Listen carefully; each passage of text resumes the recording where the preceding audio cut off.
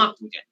यह वह युद्ध है जिसमें शेखावाटी के कछवाहा शेखावतों के साथ साथ भरतपुर के जाट योद्धाओं ने कंधे से कंधे मिलाकर अपनी जान की कुर्बानी देकर इस युद्ध के स्वाभिमान की रक्षा की। यह वो युद्ध है जहां जयपुर की सेना में यानीराम धावई गुर्जर साहब ने भी पूरा उतना ही योगदान दिया जितना कि किसी और कछवाहा राजपूत ने दिया। यह वह युद्ध है जिसमें कछवाहों के शेखावत खाप के प्रत्येक शाखा के प्रत्येक गांव से हर एक युवा ने भाग लिया। और यह युद्ध कोई कपोल कल्पनाओं पर आधारित नहीं है, क्योंकि इस युद्ध के लिए जिस व्यक्ति ने इसकी रचना की वो आदरणीय मीठूलाल जी इस युद्ध में स्वयं भाग ले रहे थे। और इस युद्ध के महानायक ठाकुर साहब नवल सिंह जी के संरक्षण में उस युद्ध में उन्होंने स्वयं भाग लिया है। इसलिए इस युद्ध की प्रामाणिकता के बारे में और कोई प्रमाण देने की आवश्यकता ही, जैसा कि संचालक महोदय श्री महेंद्र सिंह जी खराड़िया साहब ने कहा था, यह घसीट में लिखा हुआ था मीठूलाल जी द्वारा, लेकिन इसमें मात्राओं के ज्ञान के साथ परम आदरणीय ठाकुर साहब सुरजन सिंह जी झांझड़ साहब और कुंवर देवी सिंह जी मंडावा साहब के प्रयासों से ये 1981 में पुस्तक के रूप में हम सबके सामने आया। तो एक बार में आदरणीय मीठूलाल जी, आदरणीय ठाकुर साहब सुरजन सिंह जी झांझड़ और कुंवर देवी सिंह जी मंडावा साहब को भी सादर जगन्नाथ जी की अर्ज करता हूं, उन्हें नमन करता हूं। इसमें मेघराज जी एक चारण थे, उन्होंने भी कई जगह लिखा था, लेकिन उसकी प्रामाणिकता और सीक्वेंस सिद्ध नहीं हो पाई थी। लेकिन मीठूलाल जी के द्वारा जो ये हाथ से लिखे गुटके में से नवल सिंह जी के पास से जो इसको प्राप्त किया गया, नवल सिंह जी के वंशजों द्वारा, उससे आज हमारे सामने यह आया। मैं अब अपने विषय पे आता हूं कि आखिर इस मांडन युद्ध की पृष्ठभूमि क्या थी, इस युद्ध की रचना क्यों हुई, ये युद्ध हुआ क्यों। वास्तविकता आज एक बात इस युद्ध को जान लेने के बाद एक चीज और सिद्ध हो जाती है। ये जो कलंक लगाया जाता है कि कछवाहा अधीन थे दिल्ली के सुल्तानों के, दिल्ली के बादशाहों के, वो इस युद्ध को यदि ध्यान से पढ़ लिया जाए तो यह साबित करता है कि उनकी राजनीतिक संधि थी, गुलाम नहीं थे। और राजनीतिक संधि इस बात का प्रमाण होती है कि एक दूसरे के स्वतंत्र इलाके होते हैं, स्वतंत्र परिक्षेत्र होता है। और दिल्ली का बादशाह यदि जयपुर की सीमाओं को दबाता है और दिल्ली का बादशाह यदि जयपुर के सीमाओं में दखलंदाजी करता है तो जयपुर गुलाम नहीं है जो उसका प्रतिकार नहीं करे। वैसे तो सवाई जयसिंह जी के समय ही औरंगजेब के विरुद्ध भी उन्होंने कई युद्ध लड़े हैं, और महाराजा ईश्वरी सिंह के समय तो जिसके लिए कहा जाता है कि अहमद शाह अब्दाली विजेता है, उस विजेता की नाक में नकेल डाल दी थी महाराजा ईश्वरी सिंह जी ने। इतने को 3 मार्च 1748 को, कहां पर, मानपुर के युद्ध। लेकिन हमारी समस्या क्या है, हम विदेशी आक्रांताओं द्वारा जो परोस दिया जाता है, राजनीतिक शत्रुओं द्वारा जो हमको समझाया जाता है, उसे हम लीन लेते हैं और उसे ज्ञान समझकर जगह जगह उसकी उल्टी कर देते हैं। और परिणाम ये होता है, स्वयं भी दुर्गंध में रहते हैं और वातावरण को भी दुर्गंधित करते हैं। हम जिक्र करते हैं जाटों से हमारी लड़ाई, गुर्जरों से हमारी लड़ाई। कौन सी जाटों से लड़ाई, कौन सी गुर्जरों से लड़ाई। मांडन के युद्ध को देखिए, शेखावतों से शुरू हुआ युद्ध जिसमें सभी कछवाओं ने तो भाग लिया ही, लेकिन भरतपुर के चौधरी फतेह सिंह जी को भी प्रणाम किए बगैर मैं रह नहीं सकता। वो भरतपुर की सेना को लेकर जिस प्रकार से मिले, उससे यह बात भी साबित होती है कि ये भरतपुर का राजघराना सदा ही कछवाओं के साथ रहा है। एक आध दो झड़पों को छोड़ दिया जाए माउंडा मंडोली की को, तो इसका मतलब ये नहीं है कि इनसे हमारे संबंध अच्छे नहीं। महाराजा सूरजमल तो जयपुर को अपने आप को सामंत कहकर खुशी होते थे। बदनगढ़ी जयपुर में इस बात का सबूत है कि दशहरे के दिन वो नेक दिया करते थे जयपुर को। और जयपुर की इस बढ़ती हुई प्रतिभा और सम्मान को देखकर दिल्ली के बादशाह के जो सिपहसालार हुआ करते थे, जो सरदार होते थे, वो इस बात से चिढ़ते थे। हमारे ऊपर लांछन लगाया जाता है, मुगलों को भारत में हमने स्थायी कर दिया। बताइए फिर आप इस युद्ध को पढ़ेंगे तो मुगलों के साथ मित्रसेन अहीर था, अहीरों की सेना को लेकर। मुगलों के साथ पेशवा कौन सा है, वो बीसाजी पंडित है, वो था पेशवा का प्रतिनिधि। उसके साथ माधव सिंधे था, उसके साथ होलकर था। कब? जब शाह आलम लखनऊ में बादशाह बना और वहां से जब दिल्ली में आया, तब ये लोग उसकी आगवानी के लिए थे। उस समय हम नहीं थे, कछवाहा नहीं थे, जाट नहीं थे। उस समय ये लोग उसकी सहायता के लिए बलोच थे। उसकी सहायता के लिए कायम खानी थे, लेकिन उसकी सहायता के लिए इतने सब होने के बावजूद ये जो मांडन का युद्ध यदि सामने आ जाता तो निश्चित रूप से भारत के इतिहास की देखने का दृष्टिकोण बदल जाता, और वह दृष्टिकोण ना बदले इसीलिए इस मांडन के युद्ध को अज्ञात युद्ध रखा गया है।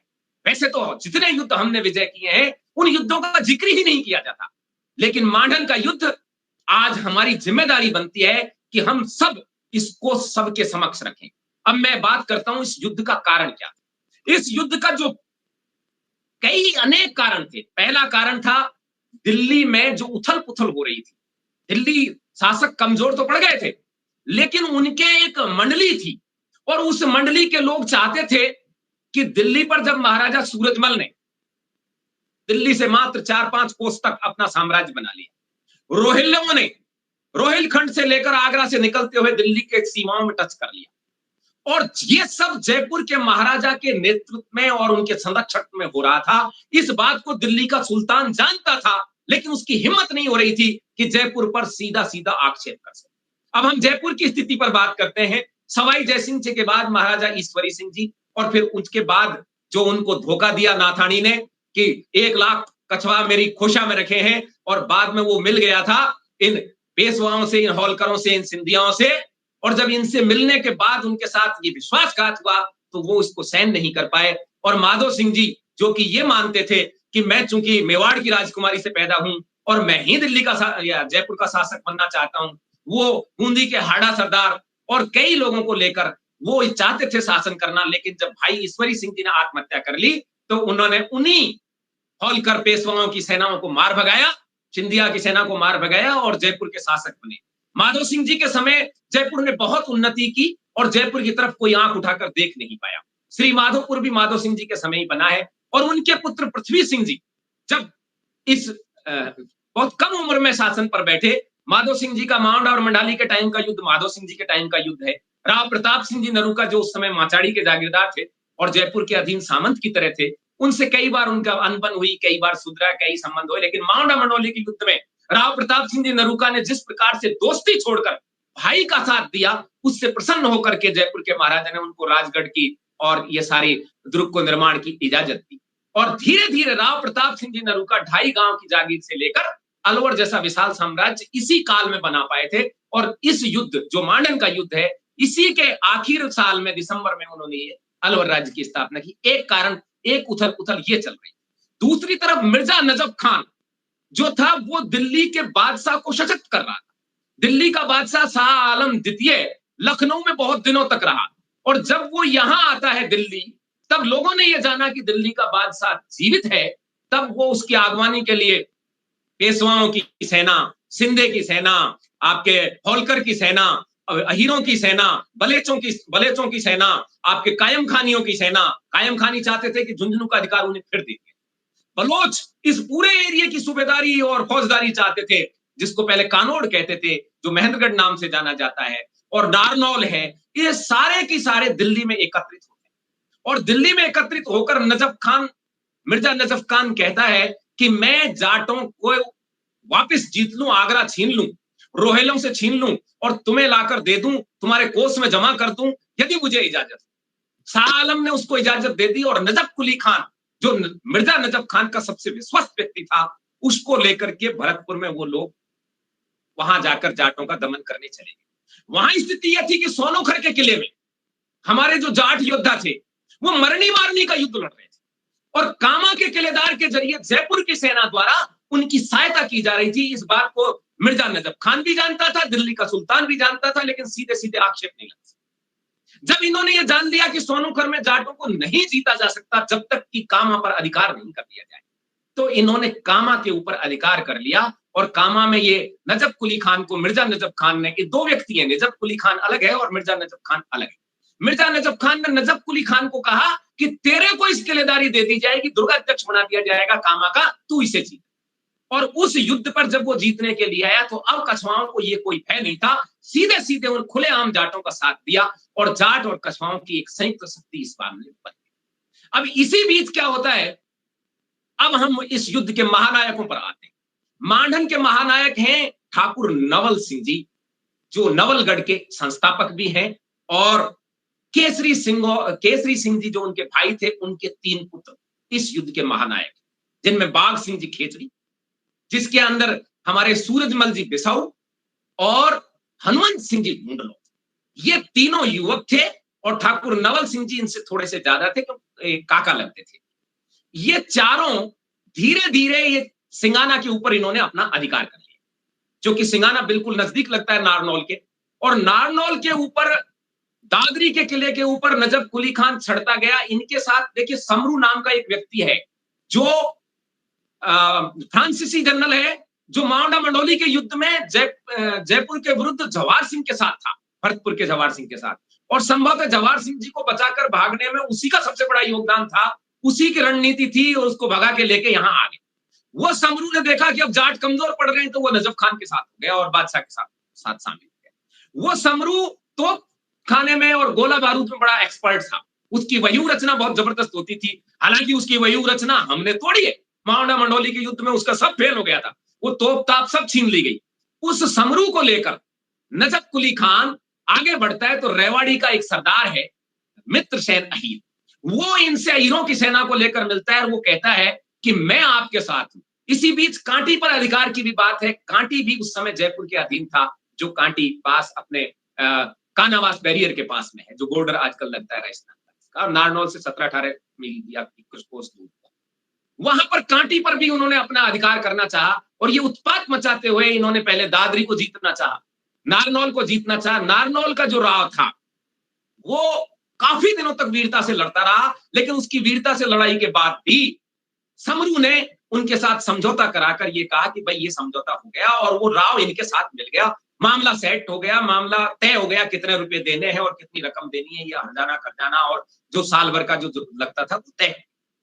इससे नजफ कुली खान की हिम्मत बढ़ी और उसने समझा मौका बड़ा अच्छा है, क्यों ना शेखावत जो यहाँ सिंगाना तक मात्र 4 कोस तक आ गए थे, नारनौल तक से बादशाह की सीमा से 4 कोस तक जिन शेखावत सरदारों ने अपनी सीमाएं बना ली, तो नजफ कुली खान चाहता था कि लगे हाथ शेखावतों को भी इसका बढ़िया सा ठिकाने लगा दिया जाए और उत्तर दे दिया।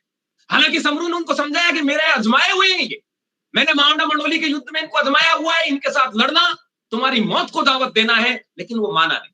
मित्रसेन अहीर फूल कर कुप्पा हो गया, बोले जी मैं तो अब सारी दुनिया को जीत लूंगा, अहीर सेनाओं का बहुत हो जाएगा, बादशाह से मेरे को फौजदारी मिल जाएगी और मैं तो राजाओं के प्रदेश तक चला जाऊंगा, राजाओं के प्रदेश जयपुर तक चला जाऊंगा। उसकी मां ने उसको समझाया कि बेटा इतना उछल कूद ठीक नहीं है, निश्चित रूप से तू अपनी मौत को दावत दे रहा है यदि शेखावतों से कस्बाओं से लड़े। उसकी पत्नी ने भी समझाया, लेकिन वो दोनों को समझाया कि मैं तो वापस जीत के आऊंगा, क्योंकि साहब उसके पास समरू था, उसके पास काले खान बलोच था, उसके साथ कायम खानी थे। कायम खानियों की ताकत उन्हें बहुत बल दे रही थी।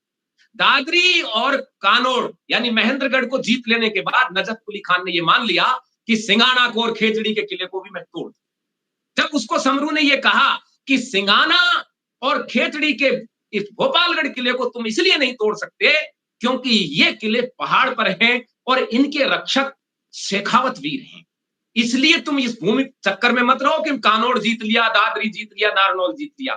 यहां पहुंचते पहुंचते तुम निश्चित रूप से अपनी पराजय को दावत दे रहे हो। लेकिन नजफ कुली खान भी 7वें आसमान पर था, मित्रसेन अहीर उसको हवा दे रहा था, और ये सारे के सारे वहां छड़ गए। एक चीज और इसमें बता देना चाहता हूं कि महाराज गज सिंह जी बीकानेर के जो दीवान थे, राव बख्तावर सिंह जी, वो भी बादशाह की सेना के साथ आए थे, और माचाड़ी के राव प्रताप सिंह जी नरुका भी वहीं से उनके साथ आए थे। लेकिन वो दोनों, चूंकि प्रताप सिंह जी की तो ये सदा से आदत रही है कि भाई बड़ा, मित्रता पीछे छूटी, दोस्ती वो छोड़ सकते थे, भाई नहीं छोड़ सकते थे, इसलिए वो चाहते थे कि ये झगड़ा ही नहीं हो और इसका समझौता हो।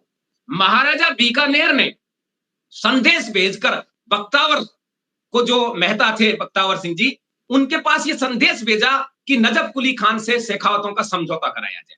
यहां एक बात और बता देना चाहता हूं, ठाकुर नवल सिंह जी की बेटी चंद्र कंवर जी का विवाह राज सिंह जी, युवराज राज सिंह बीकानेर के साथ हुआ था। इस नाते महाराजा गज सिंह जी और नवल सिंह जी के बहुत ही प्रगाढ़ संबंध थे, कई युद्धों में वो साथ रहे हैं, कई मामलों में बीकानेर की सहायता ठाकुर नवल सिंह जी ने की है, और कई मामलों में ठाकुर नवल सिंह जी की सहायता जब भैरू जी के शेखावतों से उनकी लड़ाई थी तब महाराज गज सिंह जी ने की। तो ये जब आकर वहां बैठ गए, सिंगाना के पास एक गांव है उदयपुर है या कौन सा मेरे निकल रहा है जबान से, उस गांव में जब ये सेना थी तो वहां पर संदेश बख्तावर सिंह के जरिए, मेहता के जरिए जब नजफ कुली खान को पहुंचाया गया तो राव प्रताप सिंह जी नरूका और बख्तावर सिंह मेहता ने ये जिम्मेदारी ली कि नजफ कुली खान आपका स्वागत करेगा, सम्मान करेगा और मामला तय करके ये मामला निपट जाएगा। ठाकुर नवल सिंह जी चूंकि राव प्रताप सिंह जी के साथ शुरू से बहुत रागात्मक संबंध रहे, बाद में भी रहे, तो वो उनकी बात को नहीं टाल सकते थे और महाराज गढ़ सिंह जी की बात को टाल ही। तो ये चारों सरदार, ठाकुर नवल सिंह जी, हनुमंत सिंह जी ढूंढलौत और आपके बाघ सिंह जी खेतड़ी और सूरजमल जी बिशाऊ, ये चारों सरदार जब यहां गए और इनने खुद ने भी सम्मान पूर्वक भेंट की, इन्होंने भी नजफ कुली खान का सम्मान किया और नजफ कुली खान ने इनका पूरी तरह से सम्मान करके इनको सिरोपाव भेंट करके अंदर बुला करके सब बातचीत बढ़िया तरीके से की और मामला भी तय हो गया, जिसका लेखन भी आगे इसमें शायद आदरणीय सुरेंद्र सिंह साहब या सीताराम जी बताएंगे कि वो किस प्रकार से उन्होंने तय कर लिया था। समरू खान भी वहीं उसमें उपस्थित था और काले खान भी था, कायम खानी भी थे कि भाई ये मामला तय हो गया। लेकिन उसी समय चूंकि कई बार कहा गया है कि सुल्तानों पर, मुगलों पर भरोसा नहीं किया जा सकता, मिर्जा नजफ खान का संदेश आ गया किसके पास? नजफ कुली खान के पास, और उन्होंने कहा कि जमानत के तौर पर चारों सरदारों को नजरबंद कर, और यहीं से युद्ध की नींव रखी गई। ये वो अपमान था जो किसी भी सूर्यवंशी कछवाहा को शोभनीय नहीं है। ठाकुर नवल सिंह जी, ढूंढलौत हनुमंत सिंह जी, बाघ सिंह जी खेतड़ी और भोजराज जी बिशाऊ को नजरबंद कर दिया गया, जिसे बहुत ही अपमानजनक रूप से न केवल उन चारों ने लिया बल्कि पूरी शेखावत शक्ति ने और कछवाहा साम्राज्य। इस ऐसी स्थिति में जब उनको जयपुर में गिरफ्तार नजरबंद कर दिया गया, इस स्थिति में तीनों, चूंकि वो युवा थे, हनुमंत सिंह जी और हमारे बाघ सिंह जी और भोजराज जी, उन्होंने कहा काको साहब तो इजाजत दो, हम ये तोड़ेंगे कैद और यहां से तोड़कर मरेंगे और मारेंगे, हम यहां इस तरीके से कैदियों के साथ नहीं रह सकते। लेकिन ठाकुर नवल सिंह जी बहुत ही अनुभवी और कूटनीतिक, उन्होंने कहा नहीं बेटा, यदि हम यहां लड़कर मरते हैं तो एक बहुत बड़ी हम राजनीतिक भूल करते हैं। हम किसी तरीके से, किसी भी बहाने से एक बार यहां से निकलते हैं और फिर इस मुगलों को, इन यमनों को, इन विदेशियों को हम दिखाएंगे कि आखिर हमारे अंदर कितनी ताकत। और वही हुआ, फिर से आपस में चर्चा हुई और कई शर्तों को लादने के बाद ठाकुर नवल सिंह जी और तीनों ठाकुर खेतड़ी, आपके बिसाऊ वाले और ढूंढलौत वाले, वो चारों सरदार वहां से आए, लेकिन नवल सिंह जी उन व्यक्तियों में नहीं थे जो अपने अपमान को भूलते। और ठाकुर नवल सिंह जी ने सब जगह संदेश भेज दिया, शेखावतों के गांव गांव में संदेश भेज दिया। बाकी कौन कौन सरदार आए इसके बारे में तो और लोग बताएंगे, मैं सिर्फ इतना कहूंगा, शेखावतों के हर एक गांव से, हर एक शाखा उपशाखा से प्रत्येक क्षत्रिय जो युद्ध लड़ सकते थे वो इस युद्ध के लिए मतवाले होकर केसरिया बाना पहनकर वहां से, चूंकि कामा दबा लिया, नारनौल दबा लिया और रोजाना की गतिविधियों पर मुगल सत्ता जयपुर पर दबाव जमाती जा रही थी, तो पृथ्वी सिंह जी के सेनापति थे महाराज पृथ्वी सिंह जी के सूर सिंह जी और उनके बेटे पहाड़ सिंह जी, उन दोनों ने रणनीति तय करके यानी राम धाबाई के नेतृत्व में, और वहां से चूंकि खुशहाली राम जी बोहरा भी थे जो इनके प्रधानमंत्री थे, जयपुर की उस समय स्थिति ये थी कि देवगढ़ की चुंडावत कुमरानी, जो चुंडावत रानी थी, उसके बेटे थे महाराज पृथ्वी सिंह, और वो चूंकि बालिग नहीं थे, इतने उम्र उनकी ज्यादा नहीं थी, तो वो पर्दे के पीछे से पूरी की पूरी रणनीति चलाती थी, जिससे काफी सामंत और दरबारी नाराज थे। इस स्थिति का लाभ उठाकर ही दिल्ली के सुल्तान उन पर प्रभावी बनते जा रहे थे, और इस प्रभाव, लेकिन खुशहाली राम जी बोहरा जो थे, पृथ्वी सिंह जी के टाइम से नहीं बल्कि माधव सिंह जी के टाइम पर ही वो उन पर विश्वास करते थे और उनको राजा की उपाधि दी खुशहाली राम जी बोहरा को।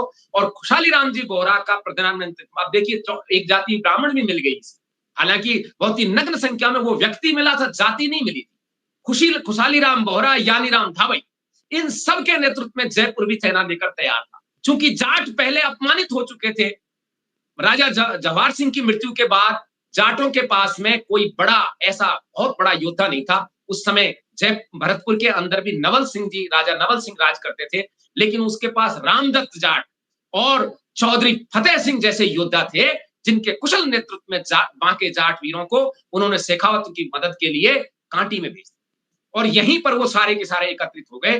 जाट, शेखावत, बाकी कचवाहा और यानीराम धाबई, खुशहाली राम बोहरा और ये संयुक्त शक्ति आकर के मांडन के युद्ध में इस अपमान के बदले लेने के लिए एकत्रित हो गई। चूंकि नजफ खान की इरादे ये थे कि मौका ठीक है, जयपुर को ही हड़प लिया जाए, शेखावतों को भी ठिकाने लगा दिया जाए, जाटों को लगा दिया, रोहिलों को लगा दिया, लेकिन यहां पासा उल्टा पड़ गया और इस युद्ध की ये पृष्ठभूमि रची गई। इस युद्ध के लिए सारे योद्धा तैयार हुए और इस युद्ध में चूंकि राव प्रताप सिंह जी नरूका और बख्तावर सिंह जी की बात नजफ कुली खान और नजफ खान ने नहीं मानी थी, इसलिए दोनों योद्धाओं ने इस युद्ध में कोई भाग नहीं लिया। वो आए तो बादशाह की ओर से थे, लेकिन उन्होंने उस युद्ध में भाग नहीं लिया। यहां तक कि नजफ कुली खान ने भी इस युद्ध में बहाना बनाकर बाहर निकलना उचित समझा, क्योंकि नजफ कुली खान की भी बेइज्जती हुई कि उसकी बात बिगड़ी। इस युद्ध के परिणाम क्या निकले वो आगे आपको चर्चा में मिलाएंगे, पर यह इस युद्ध की पृष्ठभूमि थी जो हमको गौरवान्वित करता है। और इस युद्ध को यदि निश्चित रूप से जन जन तक पहुंचा दिया जाए तो ये एक बात क्लियर हो जाती है कि सब राजाओं की संधियां थी, कोई किसी का गुलाम नहीं था, सबके अपने सिक्के अपने झंडे चलते थे। और इस युद्ध की एक बात साबित हो गई कि शेखावत शक्ति का पूरे विश्व में डंका बजा और एक हमारे स्वाभिमान पर जो उंगली उठाई जा रही थी उसको लड़कर हमारे आदरणीय नवल सिंह जी, हनुमंत सिंह जी, बाग सिंह जी और भोजराज सूरजमल जी के जरिए हमने इसे जीता। कुंवरलाल सिंह जी जो नवल सिंह जी के सबसे छोटे पुत्र थे, आप देखिए झुंझुनू की रक्षा के लिए छोड़ा था, उन्होंने कहा देश धर्म की बलिवेदी पर, छात्र धर्म की आंच पर मैं यहां झुंझुनू में बैठा हूं, मैं कैसे बैठ सकता हूं। वो पिता की अवज्ञा करके भी ऐसे समय पहुंचे कि जब पासा बिल्कुल बराबरी पर चल रहा था, लेकिन जाते ही जब काले खान को मारा उन्होंने सीधा काले खान के पास सीधे घुस गए और जब काले खान को मारा और मित्रसेन अहीर पर हमला किया, मित्रसेन अहीर भागता चला, कहता गया भाई हम तो घास बेच कर खा लेंगे, ऐसा युद्ध कभी नहीं लड़ेंगे हम कचमाओं से। उन कुंवरलाल सिंह जी को भी बार बार हमें नमन करना चाहिए। हालांकि वो कुंवरलाल सिंह जी इस मित्रसेन की अहीर के सेना के ही किसी तीरंदाज के जरिए घायल होकर उस युद्ध में वीर गति को प्राप्त होकर स्वर्गारोहण कर गए। मैं अपनी बात यहाँ विराम देना चाहूंगा। आप सबका बहुत धन्यवाद जिन्होंने बहुत ही धैर्य पूर्वक मेरी बात सुनी। जय छात्र।